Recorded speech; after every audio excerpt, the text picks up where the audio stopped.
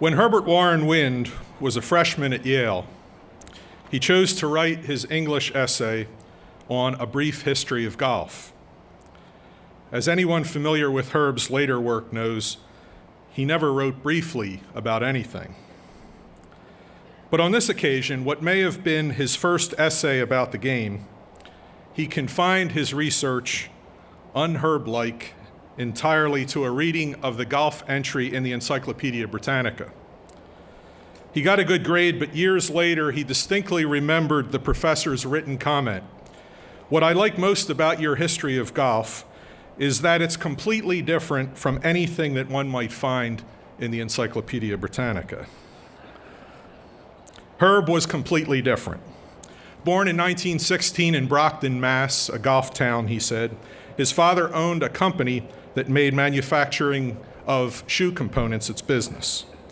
After Yale, he studied for 2 years at Cambridge in England, where he played rugby and golf and met the late British essayist Bernard Darwin, the only other pure writer in the Hall of Fame.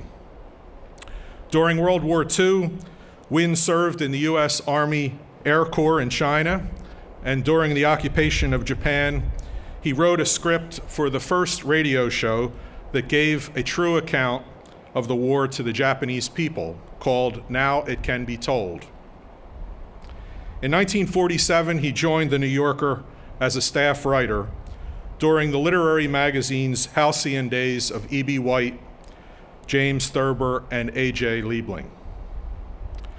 One of his first profiles was about Robert Trent Jones, the architect.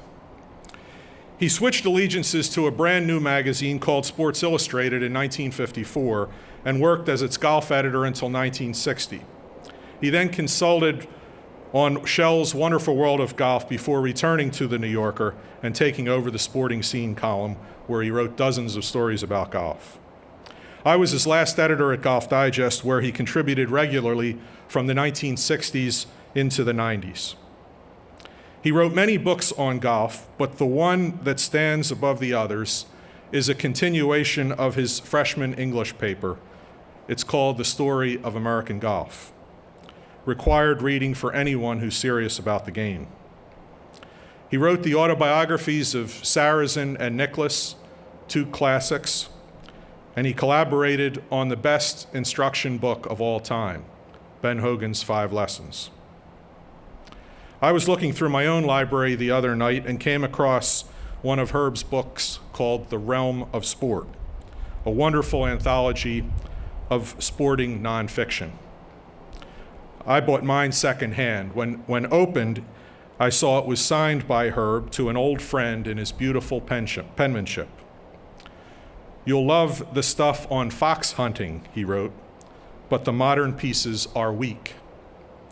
I'm afraid that's the opinion he'd have of modern golfers and golf writers, the game's governing bodies, and golf equipment. You'll love the original stuff, but the modern pieces are weak.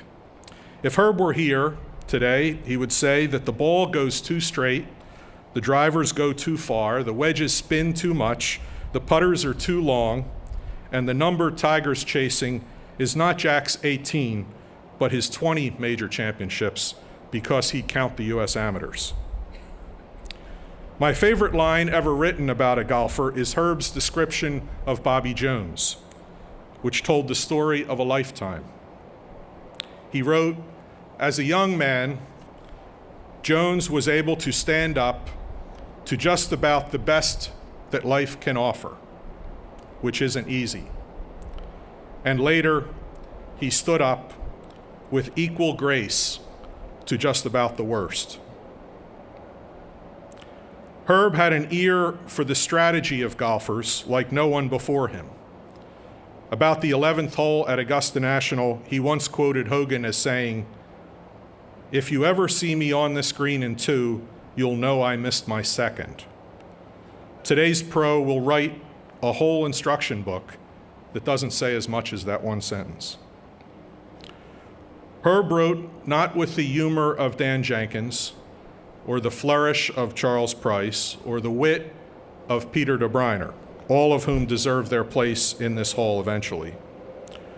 Herb wrote with an elegant spare, and knowing style that made him the most important American golf writer of the 20th century. Now it can be told. Herb, you're in. Well bowled. Thank you.